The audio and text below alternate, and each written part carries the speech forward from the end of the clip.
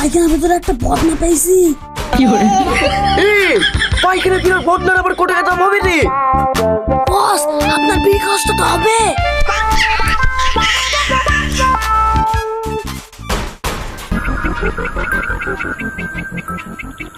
এই তোর আবার কি হইলো? উসপিস উসপিস করছি কেন? বস, আমার খুব পায়খানা চাপিছে।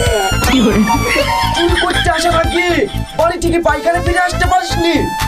বস, পায়খানা ফিরে এসো, ভয় আবার চাপে গেছে। ভয় কিসে? যতদিন তোর এই বদ বেঁচে আছে কোনো ভয় নাই। যা ওই টাইলস পরা পায়খানায় ফিরাই গা।